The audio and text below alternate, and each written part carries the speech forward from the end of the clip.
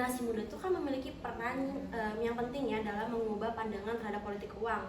Mereka ini bisa mempengaruhi perubahan menuju praktik politik yang lebih bersih dan juga transparan, mana pendekatan generasi muda terhadap politik yang dapat membantu meredam si pengaruh politik uang itu. Caranya ya kita di level individual kita itu kita kontrol dulu di sosial media. Karena kan nggak semua orang tuh suka berbau-bau politik gitu ya. Iya benar.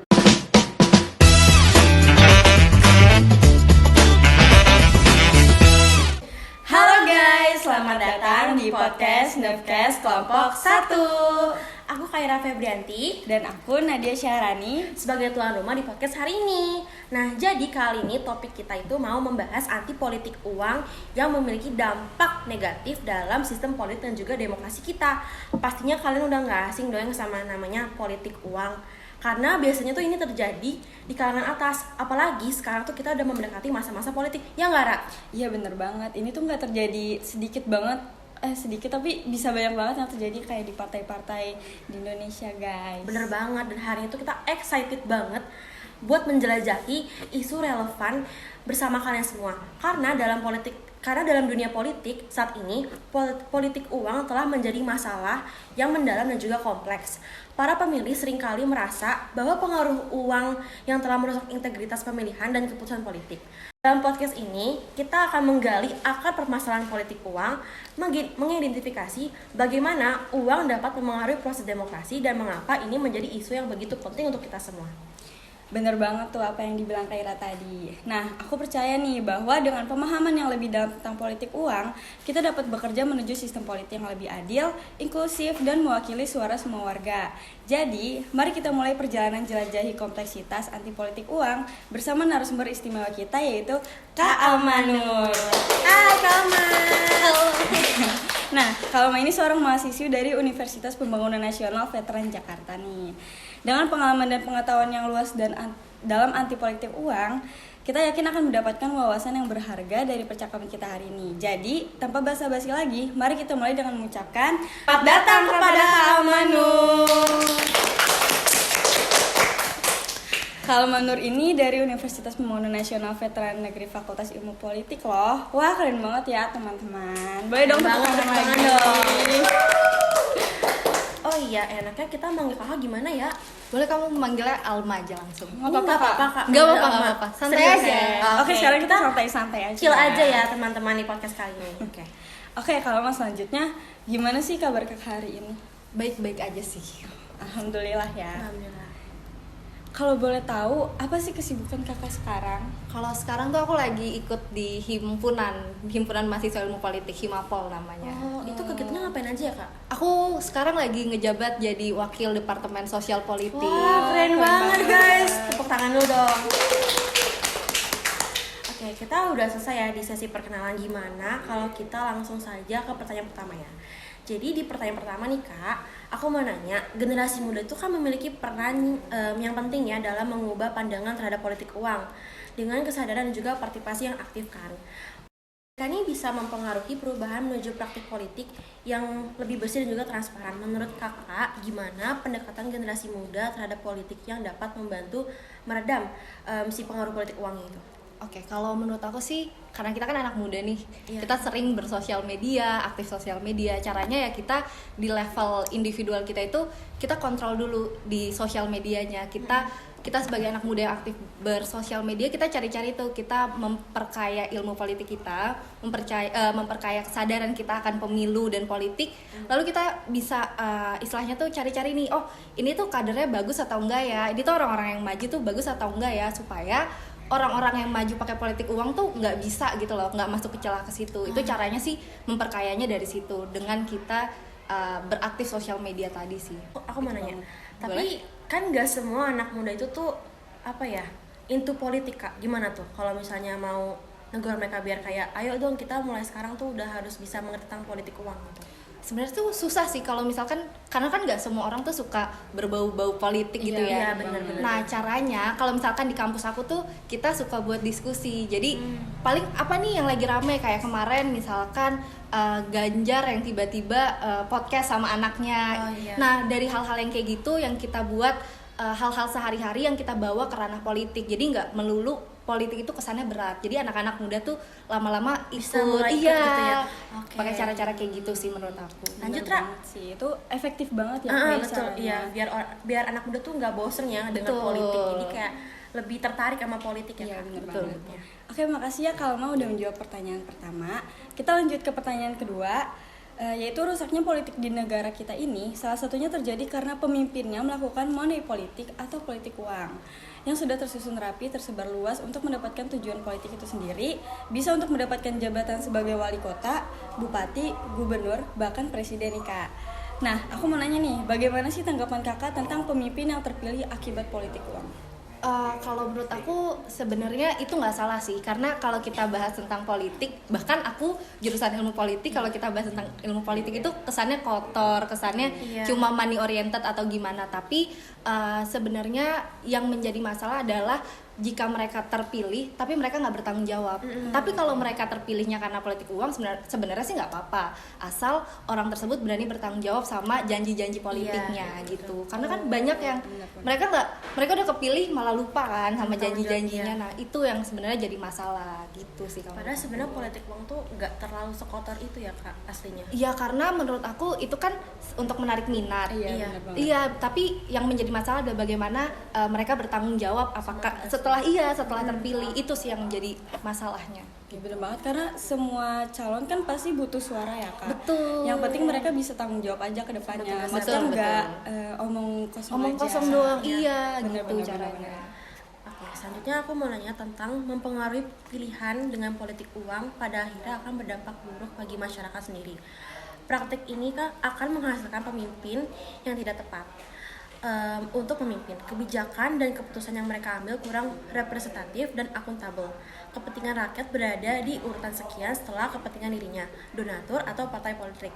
Nah, tanggapan Kak Alma tuh gimana sih untuk menanggulangi dampak tersebut supaya ini tuh nggak terjadi politik uang? Sebenarnya gini, kalau teman-teman pernah dengar, jadi itu pemerintah tuh pernah mau buat kebijakan, negara tuh mau buat kebijakan kayak tiap-tiap partai itu dikasih duit, dikasih uang untuk biaya kampanyenya nih. Kenapa? Supaya money politik ini nggak ada. Jadi kalau setiap partai itu dikasih besaran uang yang sama, kan mau nggak mau mereka nggak mungkin dong melebihkan, karena kan ada catatannya, ada pertanggungjawabannya ke negara. Nah itu sih sebenarnya aku setuju pakai cara itu. Jadi dengan negara memberikan uang ke partai-partai, jadi lebih meminimalisir praktik politik uang. Dan nanti kecurangan-kecurangan di partai politik itu menurut aku lebih terminimalisir. Caranya sih dengan kayak gitu. Tapi menurut kakak itu efektif gak? Kalau menurut aku sejauh ini itu efektif. Udah mulai ya diberlakukan? Belum sih, karena sistem partai kita tuh kalau teman-teman tahu itu masih apa ya, kayak susah gitu loh, masih ribet, rumit gitu. Iya, nah jadinya untuk ke arah sana itu kayaknya agak memakan waktu yang cukup lama, kebijakan-kebijakan seperti itu gitu. Itu sih yang aku sayangin juga. Ya, aku mau lanjut tanya lagi ya Kak. Seperti yang kita tahu, banyak masyarakat yang masih menerima uang dalam politik sebagai tanda timbal balik mungkin ya. Terus aku juga sering nih baca juga di medsos yang netizennya tuh banyak banget memperdebatkan tentang masyarakat yang punya pemikiran seperti kita ambil aja uangnya tapi nggak usah pilih orangnya. Nah menurut kakak itu pemikiran kayak gitu gimana ya?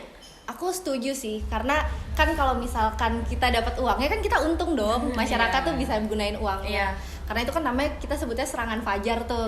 Jadi kalau pemilu, kampanye kita dapat uangnya, masyarakat dapat keuntungan. Nggak usah dipilih setelah itu, supaya apa? Supaya ini partai-partai atau kader-kader yang mau mencalonkan ini jadinya kayak apa ya istilahnya tuh, kayak kapok gitu loh, udah keluar duit banyak Tapi untuk nggak ada yang nggak ada yang pilih kan buat apa. Nah itu sebenarnya salah satu cara yang efektif sih. Tapi menurut kakak itu ada dampak negatifnya nggak? Oh pasti, karena jadi masyarakat tuh terbiasa buat nerima apa ya, dalam tanda kutip mengemis gitu dari situ. Jadi itu sih bahayanya. Lagi pula kan kalau kita dikasih uang belum tentu kita harus milih orang itu kan Kak. Betul. Jadi kalau buat dia ngasih uang itu kan emang keputusan mereka. Jadi kita nggak harus milih dia. Nggak harus juga. Iya betul. By the way, kita haus juga ya berbincang-bincang. Boleh, Gimana boleh, kalau Kak? kita minum Boleh, dulu? minum dulu, Boleh. Minum dulu yuk. Aku minum ya. Iya Kak.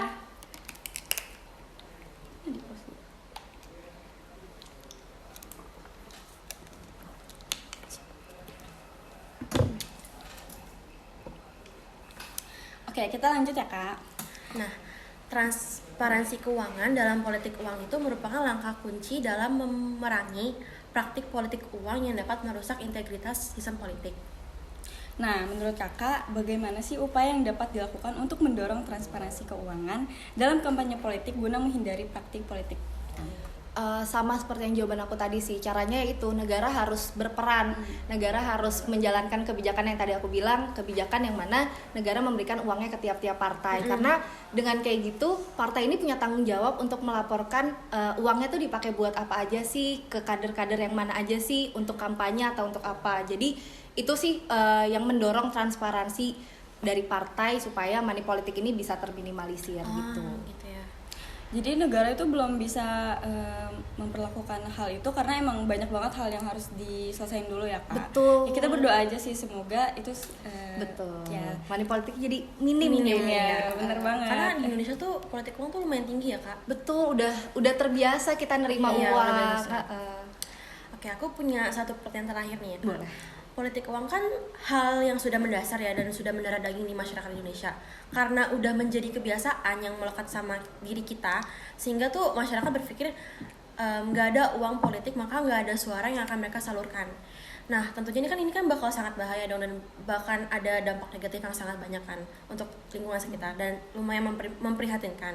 Menurut Kak Alma sendiri, apakah masih ada masyarakat yang menolak politik uang? Kalau ada, tanggapan Kakak kayak gimana? Kalau menurut aku pasti masih ada sih orang yang berpikir positif sama politik di Indonesia ini kan. Nggak semua melulu tentang uang, tapi kan ya kita nggak bisa menutup kemungkinan kalau misalkan kita butuh uang. Tapi ya aku berharap sih dari kita teman-teman yang masih muda ini bisa aktif berpolitik tanpa mengharapkan politik uang itu sih gitu. Biar masa depan kita tuh nggak makin anjlok ya, Kak. Iya, betul. Karena pasti di generasi Gen Z itu kita harus mulai bisa mengembangkan lagi politik lah ya. Iya, lebih sadar tentang politik. Ya, karena untuk Indonesia kedepannya juga kan. Betul. Kan nggak mungkin kita mau gini-gini terus. Betul, masa kita minta terus ke partai kan harus usaha dong ya. Betul. Ya nggak kerasa kita sudah berada di penghujung acara podcast hari ini, Kak. Aduh, nggak kerasa banget ya, kayak udah nanya-nanya, tahu-tahu udah nih mau selesai aja. Sebenarnya banyak banget sih yang pengen kita ngomongin sama kakak dan kita mau berterima kasih banget sama Kalma yang telah meluangkan waktunya nih udah jauh-jauh. Tadi ada tugas di kampusnya yang masih nyempetin buat ngerjain tugas bareng kita ya. Dan di tengah kasih buat kakak juga. Kita sangat menikmati dan terbantu banget. Banyak belajar juga tentang politik uang yang tadi kita bahas ya. Dan juga yang tentunya sangat bermanfaat kan bagi kita semua, bagi anak-anak remaja, Para masyarakat penonton, Indonesia. Terima kasih ya Kak sekali lagi. Sama-sama. Kalau gitu gimana nih Ra? Kita akhir aja kali ya podcast kita kali ini. Mungkin semuanya udah cukup ya, karena tadi jawaban Kalma itu membantu banget. Membantu banget. Terima kasih banyak ya Kak. Semoga jawaban Kalma nanti bisa membantu para generasi muda ya Kak. Thank you banget pokoknya untuk hari Makasih ini. kembali. Oke guys, aku Khaira Febrianti. Dan aku Nadia Syarani. See you guys. Dadah.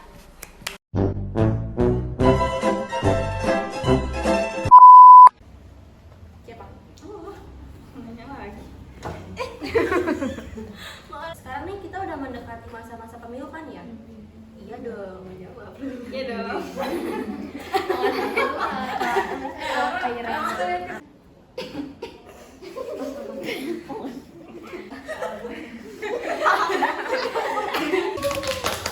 Gak apa-apa gak sih pakai tepuk tangan di podcast